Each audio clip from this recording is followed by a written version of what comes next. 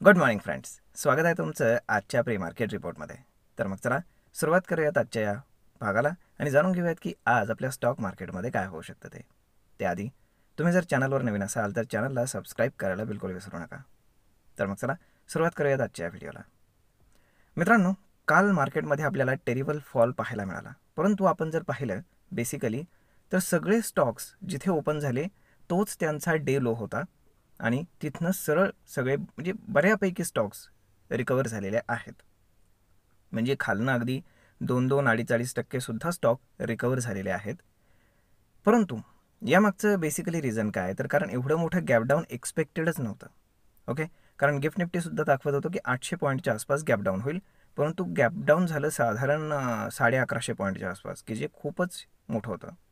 Actually एवढं reaction देण्यासाठी आपल्या बाजूनं काहीच नव्हतं. ओके, पण जगाच्या तुलनेमध्ये आपले मार्केट्स बरे आहेत. कारण आपण जर जापनीज मार्केट पाहिलं तर 7-8% पडलं होतं. त्यानंतर US मार्केट 5-5, 6-6% पडले होते. त्यामुळे साहजिकच आहे की एवढं आपण त्यांच्या तुलनेमध्ये कमी पडलेलो आहोत. ओके, आता दुसरी महत्त्वाची गोष्ट म्हणजे काल रात्री US मार्केटमध्ये काय झालं ते पाहणं जास्त गरजेचं आहे. तर काल रात्री US मार्केट पुन्हा फार मोठं गॅपडाऊन ओपन झालं होतं आणि तिथनं ते रिकवर व्हायला सुरुवात झाली. त्याच्यामध्ये सगळ्यात पहिली न्यूज होती ती म्हणजे की व्हाईट हाऊस 90 दिवसासाठी ते टॅरिफ जे आहेत तर ते पोस्टपोन करणार आहे, अशी न्यूज आली आणि मार्केट शूटअप व्हायला सुरुवात झाली. परंतु त्यानंतर लगेच त्यांच्याकडनं क्लॅरिफिकेशन आलं व्हाईट हाऊसकडनं की असं कुठल्याही प्रकारचा प्लॅन नाही आहे. त्यानंतर मार्केट पुन्हा क्रॅश झालं, पुन्हा पडायला सुरुवात झाली. त्यानंतर ट्रम्पने येऊन पुन्हा अनाऊन्स केलं की जर चायनाने जे काही 34% टॅरिफ्स अमेरिकेवरती लावलेत ते जर त्यांनी काढले नाहीत पुढच्या 1 ते 2 दिवसामध्ये तर अजून 50% टॅरिफ्स हे अमेरिका चायनावरती लावेल. Again bad news. परंतु एवढं सगळं असतानाही US मार्केट शूटअप झाले आणि क्लोज टू क्लोज बेसिसवरती फ्लॅट बंद झाले. म्हणजे खालनं प्रचंड रिकव्हरी आली. ऑलमोस्ट 4 ते 5% ते डाऊन ओपन झाले होते आणि तिथनं ते रिकवर झाले. आता असं मग होण्यामागचं कारण टेक्निकली एवढंच आहे फक्त की मार्केट एकदम ओव्हरसोल्ड झोनमध्ये गेलं होतं त्यांचंसुद्धा. ओके, कारण 2 दिवसात ऑलमोस्ट 13-14% पडल्यानंतर ओव्हरसोल्ड झोनमध्येच जाणार. त्यामुळे तिथनं ती एक रिकव्हरी आपण बाउन्स बॅक त्याला म्हणू शकतो. परंतु तो सस्टेन कितपत होईल ते सांगता येत नाही, कारण ट्रम्प दर 5 मिनिटाला काहीतरी वेगळं स्टेटमेंट देतात. त्यामुळे ते सांगता येत नाही, अनप्रेडिक्टेबल आहे. आता आपण येऊयात एशियन मार्केट्सकडे. तर एशियन मार्केट जर पाहिले तर मोस्टली ग्रीनमध्ये आहेत, कारण सगळेच ओव्हरसोल्ड झोनमध्ये होते, प्लस US मध्ये रिकव्हरी झाली आहे, त्यामुळे बाकीचे मार्केट्सही रिकवर झालेले आहेत. परंतु न्यूज तशी नाहीच आहे काही. कारण तुम्ही विचार करा की अजून एक्स्ट्रा टॅरिफ्स चायनावरती इम्पोज केले जात आहेत येणाऱ्या 1-2 दिवसामध्ये. तर मग साहजिकच ही बॅड न्यूज आहे, ही गुड न्यूज कशी असू शकते? ओके, परंतु मार्केट ओव्हरसोल्ड असल्यामुळे ते होत आहे.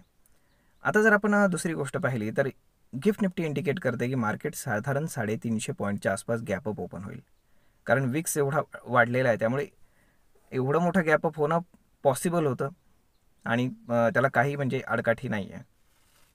जर आता आपण पाहिलं तर न्यूज फ्लो तसा नाही आहे, एवढं मोठं गॅपअप होईल असा न्यूज फ्लो नाही आहे.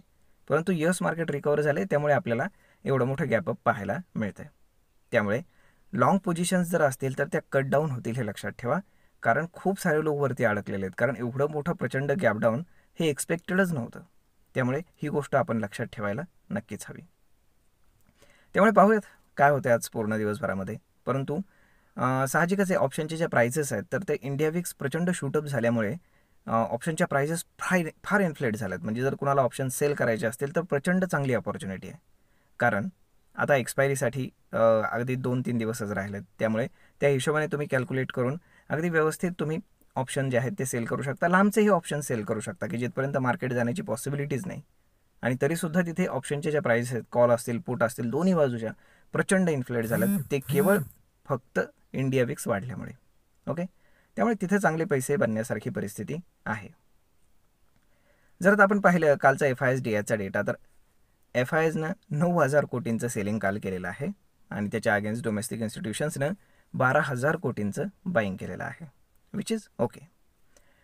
परंतु त्यामुळेच तर साधारण एवढा म्हणजे गॅपअप होण्यासारखी परिस्थिती नाही आहे. त्यामुळे गॅपअप सस्टेन होईल का, किंवा अजून काही घडेल का, आणि शिवाय प्लस येणारे न्यूज फ्लोज अजून काही घडणार आहे का, किंवा ट्रम्प अजून काही बोलतील का, बऱ्याचशा गोष्टी आहेत. त्यामुळे थोडंसं वेळ वाट पहा आणि थोडं कळ काढा. नक्कीच आपल्याला एक चांगली अपॉर्च्युनिटी बाईंग करण्यासाठी मिळू शकते. जर फंडामेंटली चांगले स्टॉक्स तुमच्याकडे असतील तर त्याच्यामध्ये तुम्ही जसं जसं मार्केट डिप मारेल तसं तसं तुम्ही बाईंग करू शकता. तर मग मित्रांनो, आय होप तुम्हाला हा व्हिडिओ, ही माहिती नक्कीच ट्रेड आणि इन्व्हेस्टमेंट करण्यासाठी उपयोगी पडत असेल. जर हा व्हिडिओ तुम्हाला आवडला असेल तर आपल्या जवळच्या मित्रमंडळींसोबत देखील हा व्हिडिओ तुम्ही शेअर करायला विसरू नका. धन्यवाद.